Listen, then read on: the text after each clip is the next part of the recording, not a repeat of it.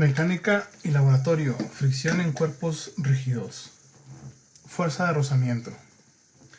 La fuerza de fricción es una fuerza que se presenta al poner en contacto dos superficies y deslizar una sobre la otra. La fricción entre dos superficies produce calor. Existen dos tipos de fuerzas de fricción o rozamiento: la fricción seca o fricción estática y la fricción cinética. La fuerza de fricción es directamente proporcional a la fuerza de reacción normal que aparece por efecto de contacto entre las superficies. Entonces, la fuerza de fricción va a ser igual a el coeficiente de fricción por la normal, en donde μr es el coeficiente de fricción y n es la fuerza normal.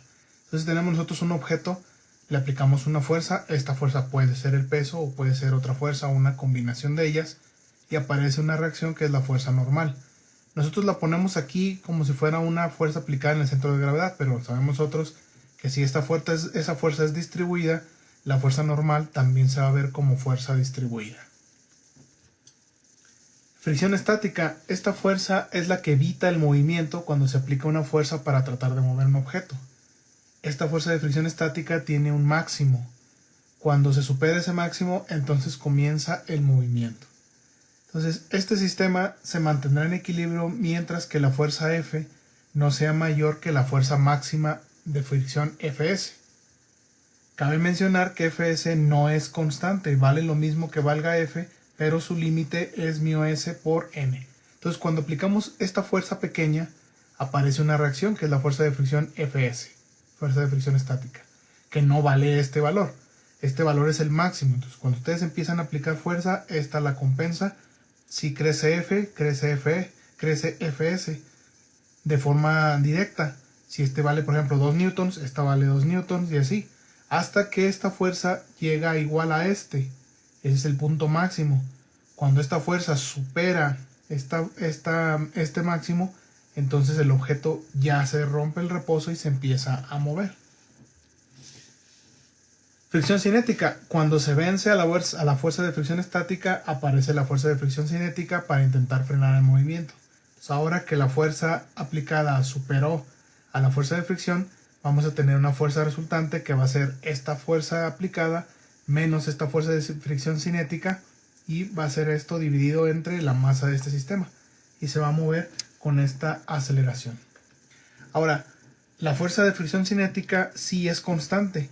No importa cuánta fuerza apliquen en F, la fuerza de fricción siempre va a ser constante y va a ser directamente proporcional a la normal. Si ustedes quieren incrementar la fuerza Fk, lo que hacen es aplicar más fuerza aquí, que es como cuando en los frenos presionan más los frenos, aplican más fuerza, hay más fricción y entonces se detiene con más facilidad el vehículo. Si nosotros graficáramos la fuerza aplicada contra la fuerza de fricción, tendríamos lo siguiente. Aquí tendríamos una aplicación directa. Este ángulo sería de 45 grados ya que F es igual que Fs. La fuerza de fricción estática va creciendo, va creciendo, va creciendo conforme crece F de manera directa en un ángulo de 45 grados hasta que F llega al máximo de Fs max, que sería en este caso μs por n. Cuando F supera ese valor, entonces ya no hay reposo. En este punto se rompe el equilibrio y tenemos movimiento, tenemos una fuerza resultante y provocamos el movimiento. Vamos a hacer un análisis. Vamos a analizar las condiciones de equilibrio para este bloque en el plano inclinado. Tenemos nosotros un plano inclinado, aquí está. Es un plano con una inclinación θ. Aplicamos un peso aquí. El peso está a la vertical. Como está inclinado el plano, entonces él se ve aquí inclinado en este cuerpo. Si nosotros trazamos un diagrama de cuerpo libre aquí, en este punto, en el centro de gravedad, o lo podemos poner en algún otro lado, vamos a tener nosotros un ángulo de aquí. Ese ángulo sería este mismo ángulo. Para hacerlo de forma burda, para que entiendan por qué es ese ángulo, vamos a hacer lo siguiente. Fíjense. Si yo giro esto y lo pongo así a la vertical, como está ahí. Déjenme nada más deselecciono estas de aquí. Ahora sí. Si yo giro esto, entonces el ángulo que se gira es la inclinación del plano. Es la inclinación del plano. Entonces, este ángulo de aquí va a ser este mismo ángulo de acá. Vamos a dibujar un diagrama de cuerpo libre en el centro de gravedad del bloque. Aquí está. Entonces este ángulo en el que se inclina sería el ángulo de inclinación del plano. Entonces este tiene una componente en Y que se equilibra con la normal y tiene una componente en X que se equilibra con Fs. La sumatoria de fuerzas en X es igual a 0, entonces tenemos W seno de este ángulo en X menos Fs igual con 0. Entonces lo pasamos para acá y determinamos que W seno de teta es igual a Fs. Ahora hacemos sumatoria de fuerzas en Y, sería W por coseno del ángulo negativo más la fuerza normal igual con 0. De aquí despejamos a este, lo pasamos para acá y tenemos que la fuerza normal es igual a W coseno de teta. Ahora calculamos la fuerza de fricción estática máxima. La fuerza de fricción estática máxima sería μs por n. Y como n vale W coseno de teta, por lo tanto la fuerza de fricción estática máxima vale μs o el coeficiente de fricción estática por W por coseno de teta. Este sistema estará en equilibrio siempre y cuando W seno de teta sea menor que la fuerza de fricción estática mayor, que sería μs por n. Entonces mientras este valor sea mayor o igual que este es el máximo que vamos a tener equilibrio. Porque acuérdense que Fs es variable, entonces empieza de 0, empieza a incrementarse hasta este valor máximo. Entonces el sistema estará en equilibrio siempre y cuando se cumpla esta condición. Entonces vamos a sustituir algo. Tenemos μs por n, n vale W coseno de teta. Aplicamos el principio de cancelación. Esta W con esta W se van a cancelar. Bueno, pues pasa dividiendo y se cancela.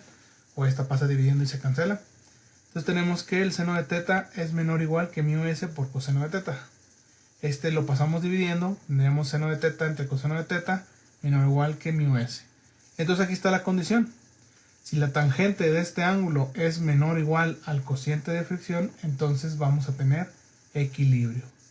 Ojo, esta condición solo garantiza que no se deslice el bloque por el plano. Porque este bloque no nada más puede deslizarse por el plano, sino que al dejarlo así, el bloque puede rotarse y caerse. Entonces son dos movimientos los que puede tener. Puede tener un movimiento de traslación, que es el que acabamos de analizar, que se deslice por el plano, o bien puede tener un movimiento de rotación y que se gire, o que pueda tener un poco de ambos, que empiece a girar, empiece a deslizarse, a girar y hasta que se cae. Entonces ya analizamos las condiciones de equilibrio para cuando el bloque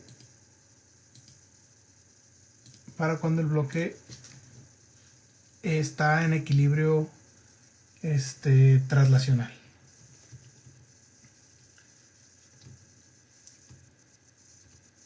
Ahora vamos a analizar las condiciones. Si el plano está lo suficientemente inclinado y la fricción estática es suficiente, el bloque puede llegar a rotar.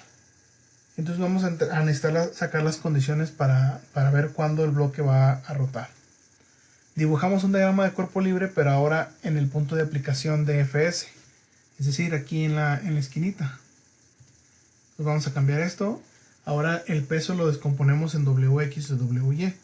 Ahora aquí no contemplamos a la fuerza normal, aunque la fuerza normal en este caso genere un momento alrededor de este punto. La fuerza normal se estaría cancelando con Wy y tendríamos nosotros Wx. Pero sabemos que eso no ocurre siempre, porque no importa cuánto valga Wx, no va a haber giro porque el peso va a mantenerlo hacia acá. Entonces, si la sumatoria de momentos de esto es lo que nos va a dar el giro, si Wx es mayor que Wy, entonces esto va a girar hacia acá. Si Wy es mayor que Wx, giraría hacia el otro lado. Entonces la fuerza normal solo va a reaccionar, o el momento de la fuerza normal solo va a reaccionar contra la resultante de estos dos momentos, no específicamente cancelando únicamente a Wy. Bueno, Entonces, para este análisis no vamos a contemplar la fuerza normal, puesto que esta solamente actúa para contrarrestar la resultante de los momentos del peso, pero no genera propiamente un momento que haga que esto se empuje para allá. Entonces vamos a dibujar el diagrama de cuerpo libre aquí. Y aquí está, tenemos nosotros dos momentos, el momento 1 generado por WY y el momento 2 generado por WX. El momento generado por WX va a hacer que el bloque gire hacia acá y el momento 1 va a hacer que gire hacia acá atrás. Hacemos la sumatoria de momentos y tenemos que el momento 1 es positivo y el momento 2 es negativo. El momento 1 sería fuerza, WY, que WY va a ser W coseno de teta por distancia, que sería X entre 2. Y el momento 2, que es negativo, va a ser fuerza WX, que es W seno de teta por distancia, que sería Y entre 2. Vamos a suponer que el centro de gravedad de ese bloque es el centroide, es decir, la mitad de las dimensiones. Resolvemos esta ecuación de aquí por el principio de cancelación, nos hacemos del peso, nos hacemos del 1/2 y tendríamos nosotros X coseno de teta igual a Y seno de teta. Ahora, esto no necesariamente es así, porque sabemos nosotros que mientras el momento 1 sea mayor que el momento 2, mientras este sea más grande que este, vamos a tener equilibrio, puesto que esto no gira para acá porque está aquí está en este punto la normal. Aquí tenemos el plano que impide que esto se gire hacia atrás. Entonces la única forma que vamos a tener que se rompa el movimiento es que el momento 2 sea mayor que el momento 1. Esa va a ser la única forma. Entonces, mientras este valor sea mayor que este valor, mientras WY sea mayor, mientras el momento 1 sea mayor que el momento 2, vamos a tener equilibrio. Entonces de aquí, en lugar de ponerle igual, nosotros le ponemos un mayor que. Mientras este valor sea mayor o igual que este, vamos a tener equilibrio. Paso este dividiendo hacia acá y paso este dividiendo, entonces mientras que la relación entre X y Y sea mayor que la tangente del ángulo de inclinación del plano, nosotros vamos a tener equilibrio. Ahora, si observamos, se rompe el equilibrio cuando el momento 2 es mayor que el momento 1 y es la única condición. Cuando M2 es mayor que M1, es decir, esto se gira hacia acá. Entonces el momento 2, que sería WY por seno de teta entre 2, debe ser mayor a XW coseno de teta entre 2. De aquí por el principio de cancelación nos deshacemos de los medios y de las W's y nos queda Y seno de teta por mayor que X coseno de teta. Este pasa dividiendo y tenemos nosotros que la tangente del ángulo es mayor que la relación o la proporción de X y Y de las dimensiones de este dispositivo, entonces vamos a tener rotación. Y listo. Ahora, cabe mencionar algo importante, que aquí no lo puse. Si nosotros empujamos un objeto, ya en el equilibrio de cuerpo rígido, si lo empujamos por debajo del centro de gravedad, nosotros resultante vamos a tener movimiento traslacional. Pero si tenemos un dispositivo con fricción y empujamos por encima del centro de gravedad, al momento de empujar lo que nosotros vamos a tener es un momento y vamos a lograr que gire. Y eso ustedes lo pueden probar. Ponen un objeto, empujan en el centro de gravedad, empujan por encima del centro de gravedad y van a ver cómo empieza a haber giro, movimiento rotacional. Entonces, bueno, esa es otra cosa interesante que ustedes pueden hacer.